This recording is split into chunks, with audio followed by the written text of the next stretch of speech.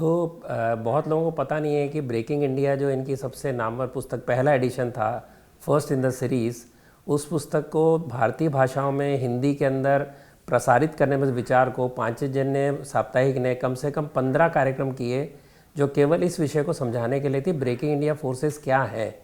और कई शब्द जैसे लेफ्टिस्ट बड़े होशियार हैं एक पॉपुलराइज करने में, राजीव जी के कई शब्द ऐसे पॉपुलर हुए हैं जो बाद में सारे विश्व में उपयोग हुआ, जैसे ब्रेकिंग इंडिया फोर्सेस, ये इनका शब्द था जो आगे जाके टुकड़े टुकड़े भारत, ये सारी चीज़ें आई।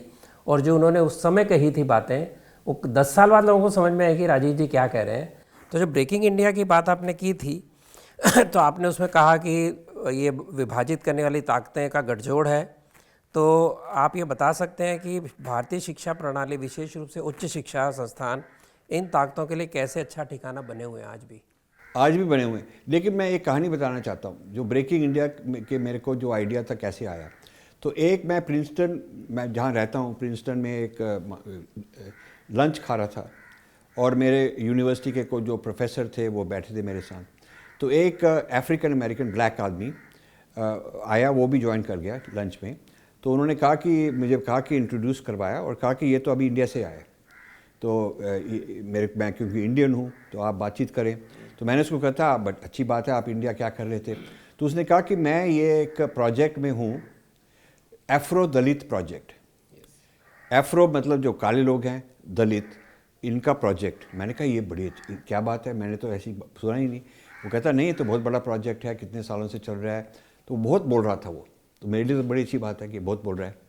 तो वो मुझे कह रहा था कि चर्च ने भेजा उसको और कुछ NGOs हैं अमेरिका में, उन्होंने भेजा है और वहाँ पर जाके लोगों को ट्रेनिंग दे रहा है कि जो दलित हैं वो भी ब्लैक ही हैं, इंडिया के ब्लैक्स हैं, जैसे अमेरिका में ब्लैक्स हैं तो इंडिया में दलित हैं। तो ये इसको एफ्रो दलित प्रोजेक्ट कहते हैं।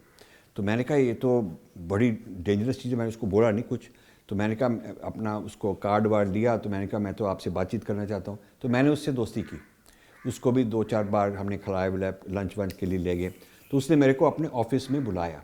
उसके ऑफिस में एक मैप इंडिया का था जो टूटा हुआ था, इंडिया को तोड़कर कि ये दलित स्थान है, वो ही हमने अपनी ब्रेकिंग इंडिया के कवर के ऊपर हमने उसी की फ़ोटो लेकर लगा दिया।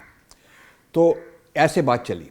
तो फिर मैंने उसको पूछा कि आपकी फंडिंग कहाँ से आती है। उसने कहा ये वाली चर्च, ये वाली यहाँ वहाँ से, उसने मेरे को दिया। तो मैंने भी उनको चिट्ठियाँ लिखी कि भी आपका काम बहुत मशहूर है, आप बहुत कुछ काम इंडिया में कर रहे हो, जो गरीबों के लिए कर रहे हो, ऐसे कर रहे हो, तो मुझे और डिटेल चाहिए। तो उन्होंने मेरे को डब्बे वब्बे भर के अपनी बुक्स भेज दी, मैगज़ीन भेज दिए, कितना कुछ भेज दिया। मैंने जाके टेक्सास में यहाँ वहाँ जाके उनके बारे में बात, उनको इंटरव्यू भी किया।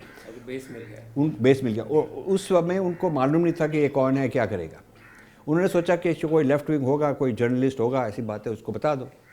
तो ऐसे मैंने काफ़ी मेरे किस्से हैं जो जिस तरह से मैंने ये खोज की।